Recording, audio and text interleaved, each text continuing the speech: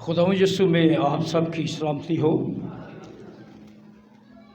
हमारा खुदा जो सारी कुदरत का मालिक है, आसमान उसका तख्त और ज़मीन उसके पाँव की चौकी है। जो लोग ये जानते हैं कि खुदावंद यीशु सारी कायनात के लिए कुर्बान हुआ, जिसने हर एक इंसान को बचाने के लिए राह हमार की, वो ये चाहता है कि हम ज़मीन पर रहते हुए अपने खुदा के कलाम के मुताबिक उसकी हम्द व सना करें और उसकी मर्ज़ी को पूरा करें। हम खुदा के लोग होते हुए इन बातों का जब मुताला करते हैं कलाम मुक़द्दस की रोशनी में, तो कलाम में लिखा है कि खुदा ये चाहता है कि उसके लोग उसके कलाम से फैज़याब हो। हालेलुया। यानी उसके कलाम से फैज़ हासिल करें, उसके कलाम से ज़िंदगी हासिल करें, शिफा हासिल करें और खुशियाँ और शादमनियाँ हासिल करें। तो आए हम खुदा के कलाम का मुताला करते हैं कि जो हमें समझाता सिखाता है और हमारी रहनुमाई करता है। मुक़द्दस लूका के मुताबिक लिखी गई इंजील उसका चौथा बाब और उसकी पहली आयत से चौथी आयत तक खुदा के मुक़द्दस कलाम में से पढ़ते हैं, क्योंकि ये कलाम मेरा और हम सब का रहनुमा है। मैं चाहूँगा शारून से कि वो माइक में इसे पढ़ें। फिर यीशु रूल कुद्स से भरा हुआ यरदन से लौटा और 40 दिन तक रूह की हिदायत से बियाबान में फिरता रहा और इब्लीस उसे आजमाता रहा। उन दिनों में उसने कुछ ना खाया और जब वो दिन पूरे हो गए तो उसे भूख लगी और इब्लीस ने उससे कहा कि अगर तू खुदा का बेटा है तो इस पत्थर से कह के रोटी बन जाए। यीशु ने उसको जवाब दिया, लिखा है कि आदमी सिर्फ रोटी ही से जीता ना रहेगा। खुदा की बरकत उसके मुक़द्दस कलाम के पढ़े और सुने जाने पर हो। आज हमारा मज़मून होगा इंसान की आजमाइश और खुदा की तरफ से दी हुई कामयाबी। ये मज़मून मेरे और हम सब के लिए होगा, क्योंकि हम सब इंसान हैं और सब आजमाइशों में घिर जाते हैं या आजमाइशों में गिर जाते हैं या आजमाइशों के सामने हार मान जाते हैं। लेकिन कलाम मुक़द्दस में लिखा है कि दुनिया का निजात देने वाला, जिसने इब्लीस और उसकी सारी कुदरतों को अपने पांव थले रौंद दिया है, हमें ये जानना है कि हमारा खुदा ये पसंद करता है कि हम भी उसी के तरह आजमाए जाएं। जब हम उसकी तरह आजमाए जाएंगे तो हम भी बड़े फख्र से कह सकते हैं कि हम खुदा के लोग हैं और खुदा ये फख्र करेगा कि ये है मेरा बंदा, ये है मेरी बंदी जो इब्लीस के सामने नहीं झुका। हर काम के लिए जो जमीन पर होता है उसकी कामयाबी से पहले आजमाइश जरूरी है। हम खुदा के कलाम मुक़द्दस का जब मुताला करते हैं तो बड़ी वजाहत से लिखा गया है कि खुदा ने सारी कायनात को बनाया,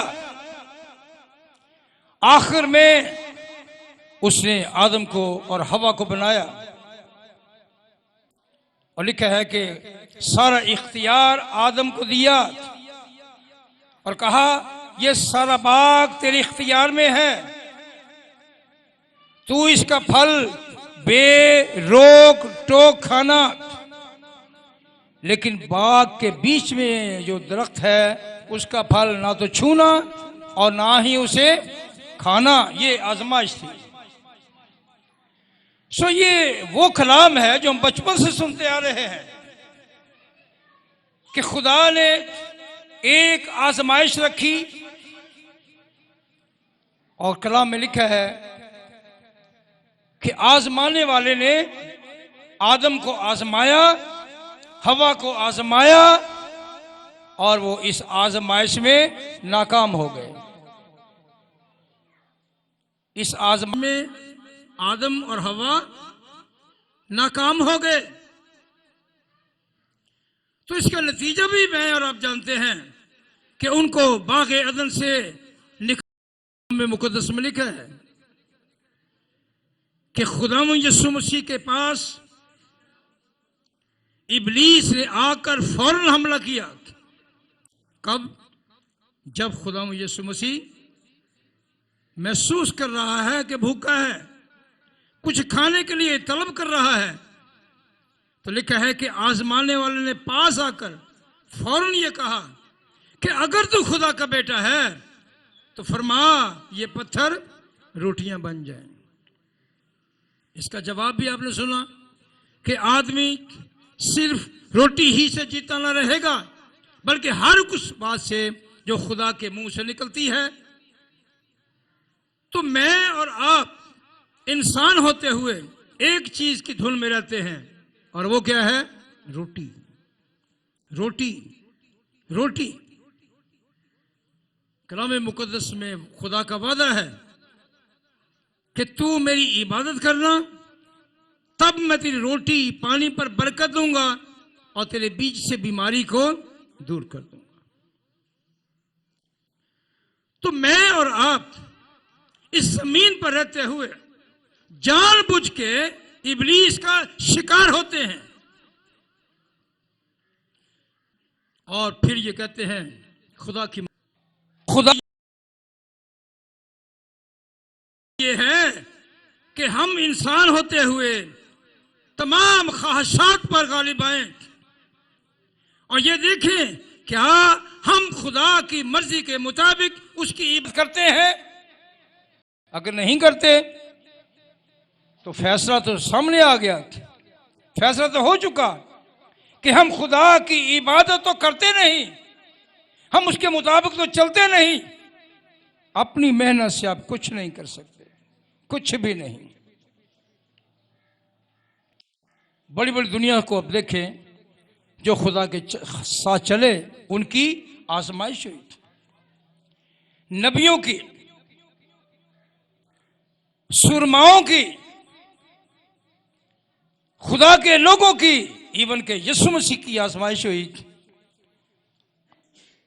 और इसके बाद भी उसने अपने रसूलों से कहा कि सारी दुनिया में जाके सारी खल्क के सामने इंजील की मुनादी करो। तो ये किसी आजमाइश से कम नहीं। और रसूलों के साथ क्या हुआ आप भी जानते हैं। रसूलों को कत्ल कर दिया गया, जला दिया गया। कोई गलत काम तो नहीं कर रहे थे। इंसान को बचाने के लिए खुदा का कलाम दुनिया में पहुंचा रहे हैं कि ये तरीका है, इस तरीके के मुताबिक तुम जिंदगी पा सकते हो, वरना पाताल और जहन्नुम तो तुम्हारा इस्तकबाल करने के लिए तैयार है। अजीज प्यारी बहनों, प्यारे भाइयों, कलाम मुकद्दस का मुताला करते हैं तो हमें मुकद्दसीन की बड़ी आजमाइशें मिलती हैं, बहुत सारी। कुछ ज़ात की किताब का जब मुताला करते हैं तो कलाम मुकद्दस में लिखा है कि खुदा ने जिस कौम से कहा कि तुम उन सब पर हुकूमत करोगे, ये सब तुम्हारे मती होंगे, ताकि लोग जाने कि तुम मेरे लोग हो। हालेलुया। ताकि लोग जाने कि तुम मेरे लोग हो। उस वक्त एक ही कौम थी जो वाहिद खुदा को मानती थी, वो कौम थी इस्राएल। वो कौन थी? इस्राएल। और इस्राएल के वसीला से खुदा इर्द गिर्द को और सारी कायनात को बताना चाह रहा था कि मैं वाहिद खुदा हूं, मैंने सब कुछ बनाया है। क्योंकि वो कौमें बुत परस्त थी, जादूगर थी और सारी कमियां मौजूद थी जो खुदा से दूर रखती हैं। लेकिन हुआ क्या कि कौम बनी इस्राएल को उनका रहनुमा बनाया गया, तो रहनुमा खुद ही उलट गया, खुद ही बुत परस्तियों में पड़ गए, खुद ही मुश्किलात में पड़ गए। लेकिन खुदा फिर भी उन्हें आजाद करने के लिए किसी न किसी को मुहैया करता।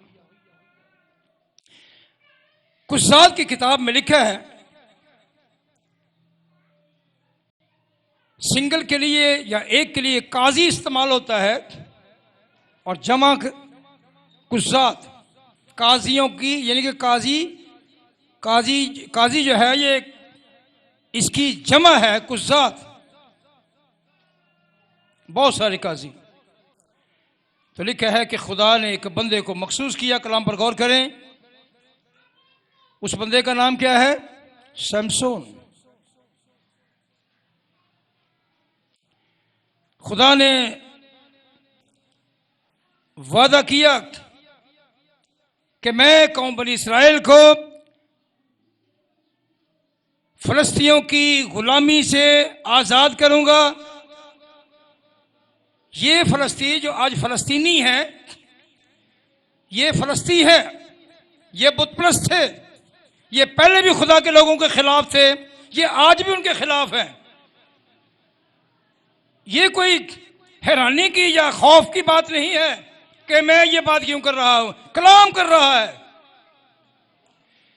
इसलिए कि ये सच्चाई के खिलाफ थे, आज भी सच्चाई के खिलाफ हैं। कौम बदलने से, नाम बदल लेने से, कबीला बदलने से डीएनए नहीं बदलता, डीएनए नहीं बदलता, इंसानी फितरत नहीं बदलती, इंसानी जहन नहीं बदलता। कलाम मुकद्दस में लिखा है कि खुदा ने वादा किया कि ये लड़का कौम बनी इस्राएल को फलस्तियों की गुलामी से आजाद करेगा। लेकिन लिखा है कि जब वो बड़ा हुआ तो खुद ही आजमाइश में गिर गया। जब वो पहलवान बन गया, लिखा है कि उसके सर पर 7 लिटें थी और खुदा ने मना किया था कि इसके सर पर उस तरह ना फिरे। हम लोग और इस्राएल के लोग भी, एशियन लोग, बच्चा होता है, जब पैदा होता है तो उसके 5वें दिन उसका सर गंजा करवा देते हैं और उसके बाद उसका जश्न मनाते हैं, फिर उसका 1.25 महीना पूरा करते हैं, खुशी मनाते हैं, फिर उसके आगे जो करना होता करते हैं। लेकिन ये बच्चा खुदा की तरफ से ममसू था। खुदा ने कहा कि इसके सर पर उस तरह ना फिरे और ये बाल उसके लटें थी सर में, 7 लटें थी। तो लिखा है कि वो बंदा जैसे ताकतवर हुआ, खुदा ने उसको बताया कि तू इन्हें, इस कौम को आजाद करवाएगा, ये तेरी जिम्मेदारी है। तो वो बंदा बजाय कि कौम बनी इस्राएल को उनसे आजाद करवाने के इश्क में पड़ गया। किसके इश्क में? दलाइला के। शमसून औरत के इश्क में पड़ गया, दुश्मनों की लड़की से मोहब्बत कर बैठा। अब उसको कौम का कोई पता नहीं है, वो कौम को क्या समझता है, वो कौम के खुदा को क्या समझता है। अब उसके सामने एक चीज है और वो क्या है? फलस्ती लेडी ऐ चाहिए, ऐसे नहीं करना है। तो कलाम में लिखा है कि वो इस आजमाइश में गिर गया, घिर भी गया और गिर भी गया। आखिरकार वो जो बहन थी वो एक कोशिश में थी कि इसका पता किया जाए कि इसकी शाहजोरी का राज क्या है, इसकी ताकत का राज क्या है। ये जिधर जाता है तबाहियां मचाता जाता है, ये जिधर जाता है कत्लो गार्द करता जाता है, ये जो कुछ होता करता जाता है। पता तो कर इसको है क्या। कौम के मुखालफों ने उस लड़की को तैयार किया, इसका पता किया जाए, तो वो समझा ये मेरे साथ इश्क करती है और वो इश्क के मर्ज में मुब्तला हो गया। रिजल्ट आपके सामने है। जब उसकी आजमाइश हुई तो उसने बताया, जब वो बार बार से पूछती है, अपनी मोहब्बत जताती है, तो कलाम में लिखा है कि इस आदमी का सर उसकी टांग पर था और वो इसके बालों में उंगलियां डाल के मठी मठी जलून करन रही है। बड़ा मजा आ रहा है। मजा तो तेन होना आएगा ना। उसने कहा, शमसून तू मुझसे मोहब्बत नहीं करता, तू नहीं बताता मसला क्या है, तेरी शाहजोरी का राज क्या है। अब जो प्यार करता है उसे क्या तकलीफ है पूछने की, तुझे तेरी ये चीज कैसे आ सकती है, तूने कैसे हासिल की है, तेरी ताकत क्या है, तेरी दौलत क्या है, उनको क्या तकलीफ है इस बात की, क्या परेशानी है, कोई राज है। आखिरकार वो मस्ती में आकर बता देता है। क्या कहता है, अगर मेरे सर पर उसरा फिर जाए और ये सारी लटें जो मेरे सर पर 7 लटें हैं गिर जाएं, तो मैं आम आदमियों की तरह हूंगा। इसका मतलब है कि वो पहले आम आदमी की तरह नहीं है। जिसने गधे के जबड़े से 3000 फलस्तीनियों को मार दिया, तलवार से नहीं, नेजे से नहीं, किसी और औजार से नहीं, गधे के जबड़े से जो हड्डी सूखी मिली उसे उड़ा दिया, 3000 लोगों को मार दिया। जख्मी कितने हुए होंगे। ये वो कुदरत है जो किसी के पास नहीं थी। जब बता दिया तो उसने उसको अपनी चाल में ले लिया। जब वो मठा मठा बेहोश हो गया, यानी कि मस्ती में आ गया, तो वो आदमी तो छुपे हुए थे ना, तो कहने लगी, शमसून फलस्तीन तुझ पर चढ़ आए। वो पहले गिजा सी एंड जो लब्बा तोड़ छड़िया। उससे कहा चलो ठीक, अब अभी देखते हैं। बुलाया अपने लोगों को, जो इशारा दिया, वो आए और वो थे वो हथ फेर दी रही तो ओदी टिंड कर दे रही। जब बाल गिर गए, पूरे बाल उतर गए, तो कहने लगी, शमसून, अब आजमाने लगी है कि देखा ये भी झूठ ही तो नहीं किते, शमसून फलस्तीन तुझे पर चढ़ाए। तो गिजा सी ना आ करंदा, तो जो आ की तो आम आदमी था कुछ नहीं कर सका, उन्होंने बन लिया। हम जानते हैं खुदा का बड़ा आदमी, खुदा का बड़ा ममसूर, बड़ा जियाला, कौम को आजाद करने के लिए रहनुमा बनाया गया, ताकत बख्शी गई, और वो एक औरत के सामने भी ताकत हार गया। उसका रिजल्ट क्या हुआ, उसको बांधने के फौरन बाद उन्होंने उसकी आंखें निकाल दी। किसकी? शमसून की। फलस्तीनियों ने बांधने के फौरन बाद उसकी आंखें निकाल दी। फिर वो चक्की पीसता रहा। मैं बता रहा हूं, कलाम बयान करता है कि खुदा के लोगों को कायम रहना है, छोटी और बड़ी सी बड़ी आजमाइश का सामना करने के लिए। हम खुदा के कलाम में पढ़ते हैं, दानियल के सहीफे में, कि खुदा ने अपने लोगों को एक मुल्क में बसाया जो खुदा परस्त नहीं थे, खुदा से दूर थे। और लिखा है कि एक ऐसा वक्त आता है कि उनकी आजमाइश होती है। दानियल है, सदरक है, मीशक है, अब्दुलनजू है, इनकी आजमाइश होती है। तो कलाम मुकद्दस में लिखा है कि जिनको एक वक्त में बड़ी इज्जत दी गई इस मुल्क में, जो खुदा के खिलाफ थे, दूर थे, बड़ी इज्जत दी गई, फिर उनकी आजमाइश हुई, आजमाइश हुई। वही मूर्ति या वही आजमाइश जो उन्होंने बताई कि ऐसा होने वाला है, और उन्हीं की आजमाइश हुई कि अब मेरे इस बुत को जो मैंने नस्ब किया है इसे सजदा करो। तो क्या हुआ? सदरक, मीसक और अब्दुन्नजूर ने सजदा नहीं किया, नहीं किया।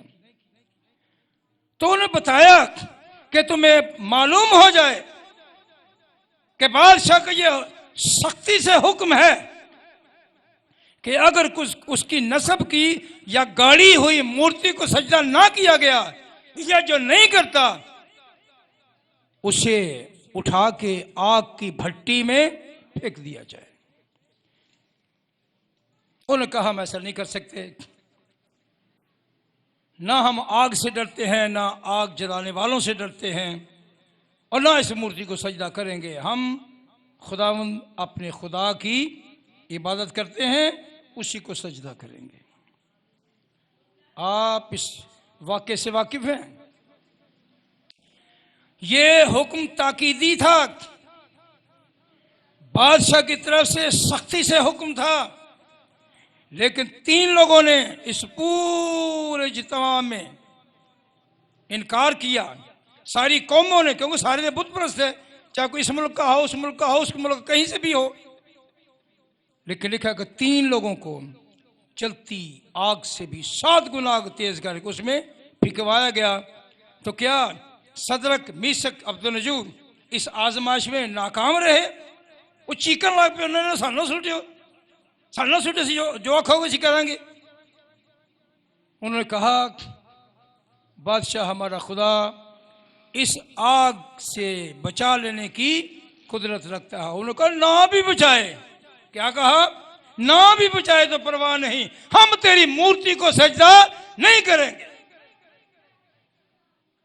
कलाम में लिखा है कि जब उनको बांधकर आग में फेंका गया, तो जिन्होंने फेंका था वो झुलस के मर गए, पहलवान जो थे, और जो आग में थे वो घूमते रहे, आग में फिरते रहे। आग नार बन गई, आग ने उनका कुछ नहीं बिगाड़ा। लिखा है कि बादशाह का ध्यान कहाँ है? भट्टी पर, जहां सदरक, मीसक, अब्दुन्नजूर है। लिखा है कि वो कहता है अपने वजीरों से, क्या हमने आग में 3 लोग नहीं फिकवाए? तो वजीरों ने क्या कहा? बादशाह ने सच फरमाया। कहा मैं 4 देखता हूं। हालेलुया! कितने? 4 देखता हूं। एक की शक्ल अल्लाहज़ादे की सी है।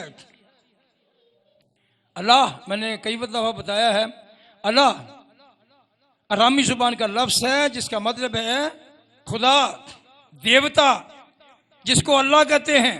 ये अल्लाह को अल्लाह बनाया गया है। ये अरामी लफ्ज है जिसे अरबी में इस्तेमाल किया जाता है। आज हर एक आलिम यह कहता है कि ये अरबी लफ्ज है। भाइयों, ये अरबी लफ्ज नहीं है, ये खालिस्तन अरामी लफ्ज है जिसका मतलब है देवता। तो देवता खुदा नहीं होता, खुदा होता है, वो खुदा होता है। तो लिखा है कि अर्ल क्या गया? बादशाह खुद भट्टी के करीब गया और कहा सदरक, मीसक, अब्दुन्नजूर, खुदा तआला के बंदो, आग की भट्टी में से बाहर आ जाओ। उसने कहा हो सकता है मैं ख्याल देख रहा हूं, हो सकता है मेरी गलत फहमी है, मैं कहता हूं आग में से बाहर निकल आओ। तो किरण क्या हुआ? वो रह गए। लिखा है कि वो 3 बार है, चौथा तो नहीं होया, क्योंकि 4 आए, 3 लोग आए। और लिखा है कि उनका बाल भी नहीं जला, क्योंकि आग बालों को सबसे ज्यादा पहले मुतासर करती है और ये बाल मरूंडा बन जाते हैं। और उनसे कपड़ों से, उनके जो कपड़े हैं ना पहने हुए, उनकी पोशाकों से जलने की बदबू नहीं आई। आजमाइश में कामयाब रहे। हालेलुया! आज अगर वो मेरी और आपकी तरह होते, इब्लीस बार बार फंसा देता है, ऐ कर लो बच जाओगे, ऐ कर लो बच जाओगे, इंज कर लो बच जाओगे, इंज की तो ठीक हो जाएगा, उंजला की तो रगड़े जाओगे, तो फिर रगड़े ही जाओगे, कुछ नहीं होता। इसलिए कि हमारा एतमाद तवक्कुल खुदा पर नहीं, अपने काम पर होता है। प्यारी बहनों, प्यारे भाइयों,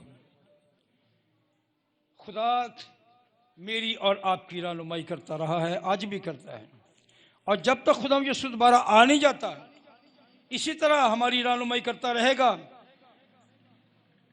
और इस आजमाइश पर गालिब आने के लिए वो हमें हिकमत देता है, वो हमें जुर्रत देता है, वो हमारी रहनुमाई करता है, ताकि मैं और आप इब्लीस और उसकी कुदरतों पर गालिब आएं। मुकद्दस याकूब रसूल का ख़त है, उसका पहला बाब और उसकी 3री आयत है, जिस पर हम गौर करते हैं और आज भी इस पर गौर करेंगे। याकूब रसूल का ख़त है, पहला बाब, 3री आयत। तू इससे ये जानकर कमाल खुशी की बात समझना कि तुम्हारे ईमान की आजमाइश सब्र पैदा करती है। यहां आजमाइश में एक चीज मिली है, और वो क्या है? खुशी। बंदा आजमाइश में फंस गया है, उसे खुशी का जिक्र होने लिया। ये कैसा कलाम है जी? तो लिखा है, तू इसको ये जानकर, खुशी नहीं, कमाल खुशी की बात, बहुत ज्यादा खुशी, तू इसको ये जानकर कमाल खुशी की बात समझना कि तुम्हारे ईमान की आजमाइश सब्र पैदा करती है। तुम्हारे ईमान की आजमाइश सब्र पैदा करती है। तो लिखा है, सब्र को अपना पूरा काम करने दो, सब्र को अपना पूरा काम करने दो।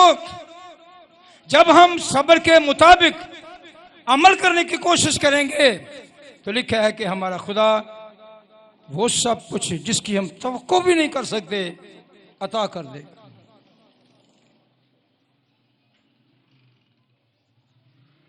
कुछ दिन पहले कहीं बैठे गुफ्तगू हो रही थी बाहर अंदर जाने की,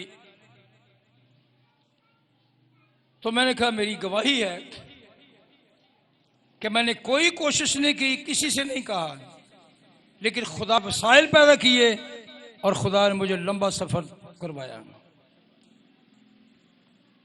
बिल्कुल मेरी ना कोशिश थी ना मेरी प्लानिंग थी। सो कलाम में लिखा है कि खुदा अपने लोगों के लिए राहें हमवार करता है। लेकिन ऐसा हुआ कि खुदा ने मुझे एक लंबे सफर का रास्ता दिखाया और मैं करके आया हूं। मैं खुदा की शुक्रगुजारी करता हूं। तो मैंने उनसे कहा, ये खुदा वसाइल पैदा करता है, ये इंसानों के बस की बात नहीं है।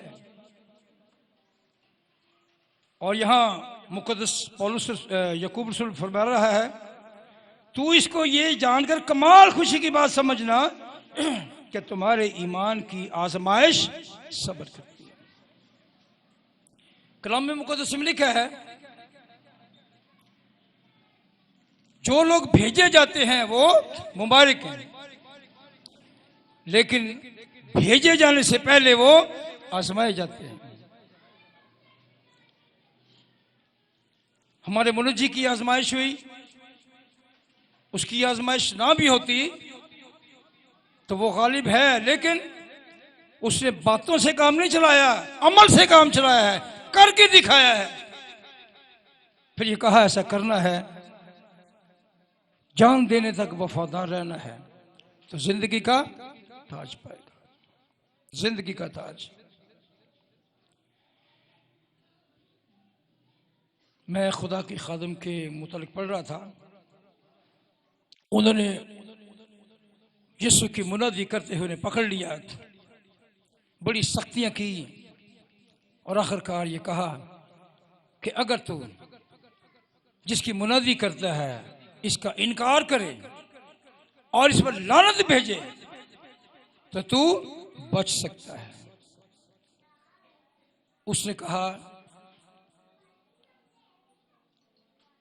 आधी जिंदगी गुजार के मुझे समझ आई कि यही तो जिंदगी है, तो उसे मैं खो दूं तो ये जो जिंदगी है जो मुझे तुमसे मिलेगी इसका तो कोई पता ही नहीं है। लिहाजा मैं अपना आप उसके लिए कुर्बान करने के लिए तैयार हूं जिसने अपना आप मेरे लिए कुर्बान किया है। हालेलुया। मैं अपना आप उसके लिए कुर्बान करने के लिए तैयार हूं जिसने मेरे लिए अपना आप कुर्बान किया है और मुझे हमेशा की जिंदगी का वादा दिया है। कहते हैं अगर जान पे बन जाए तो जान बचाने के लिए झूठ भी बोलो तो चलेगा। सुना कभी किसी ने ये जुमला सुना किसी से? गैर कौमें कहती हैं कि अगर तुम्हारी जान पर बन जाए और तुम्हें अपनी जान का खतरा हो, तुम झूठ भी बोल लो, कुछ भी करो, जान बचाओ। बंदा पूछे ये जान बचा कर जानी कहां है? अगर इंसान के दिन हैं उसे कोई खत्म नहीं कर सकता। अगर उसके दिन खत्म हो गए हैं तो उसको दिन दे नहीं सकता।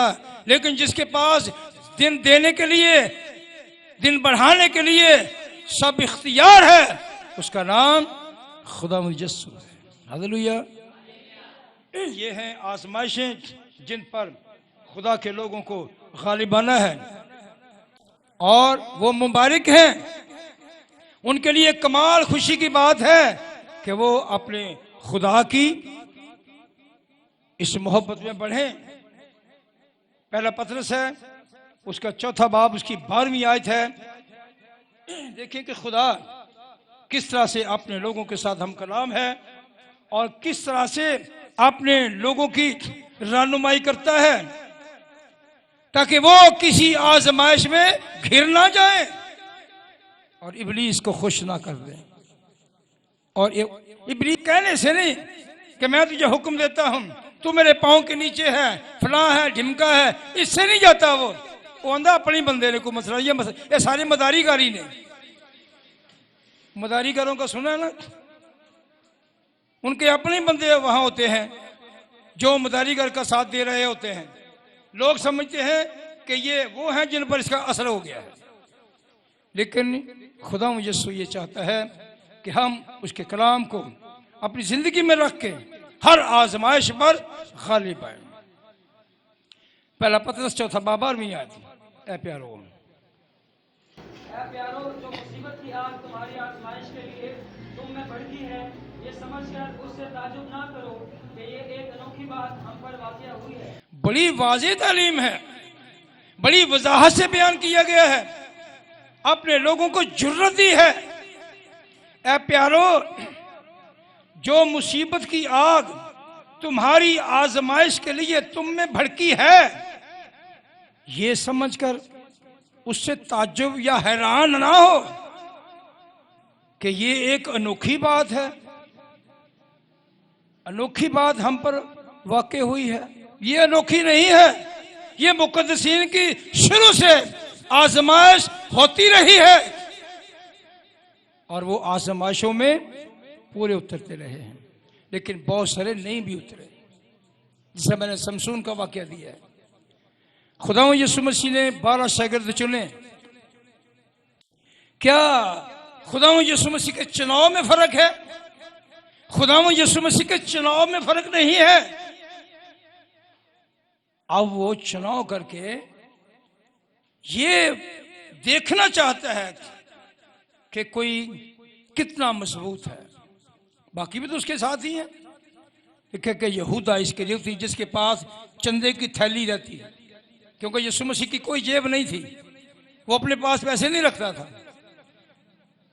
इस क्राउड में या इस भीड़ में या इस रश में जो लोग तोहफे तोहफ देते, वो उसके लिए खजांची था जिसका नाम यहूदा इस्करियोती था।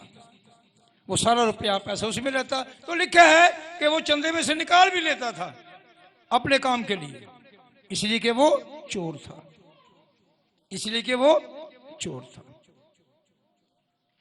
जब आजमाइश आई तो मैं और आप हम सब जानते हैं कहाँ गया जी वो, उसने अपने आप को फांसी लगा दी। आकर उसने खुदा यीशु से माफी नहीं मांगी। अगर वो इस आजमाइश में घिर गया है तो आजमाइश से बचाने वाला तो उसके साथ है, और आके कहे खुदाउन मैंने तेरे खिलाफ ये लालच किया है, मैंने तेरा सौदा कर दिया है, तो मुमकिन है कि खुदा यीशु से मुआफ कर देता। वो आया ही नहीं, फांसी दे दी और मर गया, नाकाम हो गया। सो मेरी और आपके लिए यह है कि अगर कोई आजमाइश मसीही होते हुए हमारे ईमान के मुताबिक हम पर आए तो हमें घबराना नहीं, हम उस आजमाइश से घबरा ना जाएं, आजमाइश पर गालिब आए। और अगर आजमाइश पर गालिब आने की कोशिश करेंगे तो यकीनन खुदा के फजल से आजमाइश पर गालिब आएंगे। फिर बहाने नहीं बनाएंगे।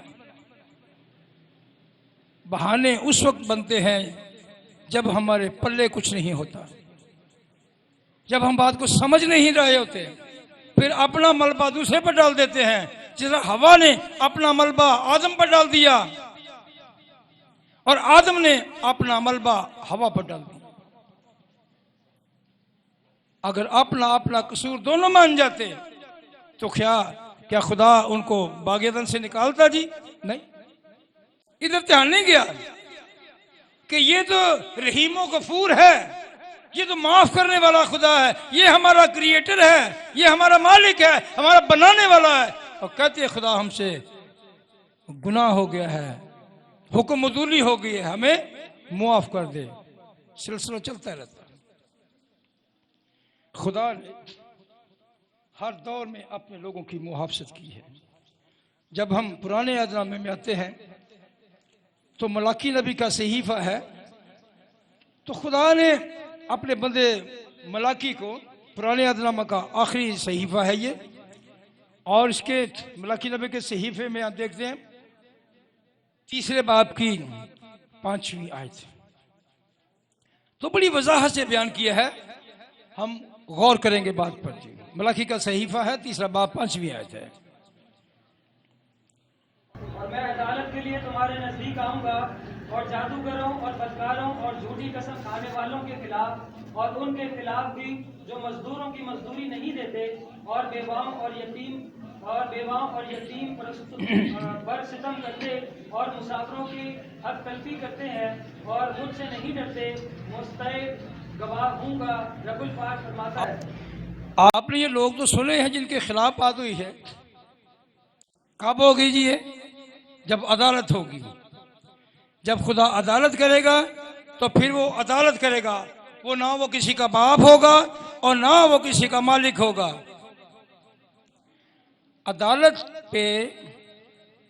के तख्त पर जो शख्स बैठा होता है वो जज होता है, और जज के सामने अगर उसका बेटा भी आ जाए, उसकी बेटी आ जाए, उसकी बीवी आ जाए, तो जब वो इनका इंसाफ करेगा, इनका लिहाज नहीं करेगा, यानी कि डंडी नहीं मारेगा, तो फिर वो दूसरों का तो ठीक इंसाफ करेगा। तो यहां कौन है? खुदा। यहां खुदा है। और मैं अदालत के लिए तुम्हारे नजदीक आऊंगा, अदालत के लिए तुम्हारे नजदीक आऊंगा, और जादूगरों और बदकारों और झूठी कसम खाने वालों के खिलाफ और उनके खिलाफ भी जो मजदूरों की मजदूरी नहीं देते और बेवाओं और यतीमों पर सितम करते और मुसाफिरों की हक तलफी करते हैं, मुझसे नहीं डरते, मुस्तैद यानी कि मजबूत गवाह खड़ा होऊंगा। जब खुदा गवाह होगा तो फिर कौन है जो उसके सामने दूसरी गवाही दे सके? आए हम थोड़ा सा आगे बढ़ते हैं कि खुदा ने हर तरह से अपने लोगों की इसलिए रहनुमाई की है कि वो उसके काम को देखें। मुकाशवा की किताब है, मुकाशवा 3 बाब 10वीं आयत है। तो देखिए हमारा खुदा कैसे अपने मुकद्दसीन को हर तरह की आजमाइश पर गालिब आने की ताकत बख्शता है और ये कह रहा है कि मेरे मुताबिक चलने की जरूरत है। मुकाशवा 3 बाब 10वीं आयत।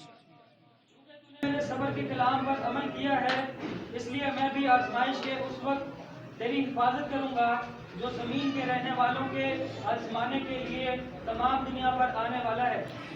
गौर कीजिए, हौसला अफजा बात है। ये खुदा का रहम झलक रहा है, ये खुदा की मोहब्बत और शफकत झलक रही है। चूंकि तूने मेरे सब्र के कलाम पर अमल किया है। क्या किया है? मेरे सब्र के कलाम पर अमल किया है। मसला किससे हल होगा जी?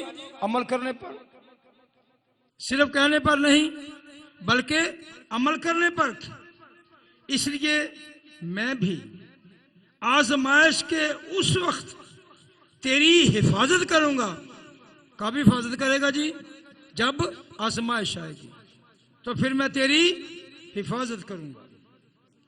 जो जमीन के रहने वालों के आजमाने के लिए तमाम दुनिया पर आने वाला है। जो भी किसी तरह भी कैसी भी आजमाइश होगी उसमें मैं तेरे साथ हूं। और ये वादा खुदा यीशु मसीह ने बारहा किया है, बहुत दफा किया है कि मैं हमेशा तक तुम्हारे साथ। फिर वो कहता है कि मैं तेरे साथ हूं। तुम्हारे यानी जमा का सीगा है, तेरे यानी कि अकेले के साथ भी मैं तेरे साथ हूं। तो जहां कहीं भी होगा मैं तेरे साथ हूं। डरना नहीं, घबराना नहीं, इसलिए कि तूने मुझ पर तवक्कुल किया है, यकीन किया है। बुजुर्ग दाऊद कहता है 23वीं ज़बूर की पहली आयत में, मैं किसी बला से नहीं डरूंगा क्योंकि तू मेरे साथ है। जब वो हमारे साथ है तो हमें डरने घबराने की जरूरत नहीं है। फिर हमें आजमाइश पर गालिब आने की जरूरत है। प्यारी बहनों, प्यारी बेटियों, प्यारे भाइयों, प्यारे बच्चों, हम हर बात में जब मुश्किल में पड़ते हैं तो एक बंदे पर मलबा डाल देते हैं शख्सियत पर, वो है इबलीस। अकेले हो गया जी, शैतान ने मुझे चुके सी जी, शैतान ने अंज कर छड़िया सी जी। मैं किसी की स्टेटमेंट पढ़ रहा था, किसी बंदे ने लिखा कि किसी बंदे की शैतान से बात हुई तो कहने लगा, यार लोकी तेरा बड़ा नाम लेंदे ने, तू मशहूर बड़ा हो गया, तू लोगों ने पुठे पासे लाई रखना है। आंदा लोग मेरे भी उस्ताद ने। शैतान की आंदा उन्होंने, लोग मेरे भी उस्ताद ने, कर दे अपना अपना आप ने तो ना मेरा ठोक छड़ दे। मैं आख्या जी, मैं तो मुझे पता भी नहीं होता, एक कम कट के परा मारिया होंगे तो ना मेरा ला छड़ते ने, शैतान का काम है जी। सो ये बात समझने के लिए है और खुदा के लोगों को बड़ा कान खोल कर ये बात समझनी है कि आज हमारा खुदा हर आजमाइश में हमारा मददगार है। तो कलाम में लिखा है इबलीस को मौका ना दो। जब हम इबलीस को मौका देंगे तो वो काम करेगा, तो जब मौका नहीं देंगे तो काम करेगा जी।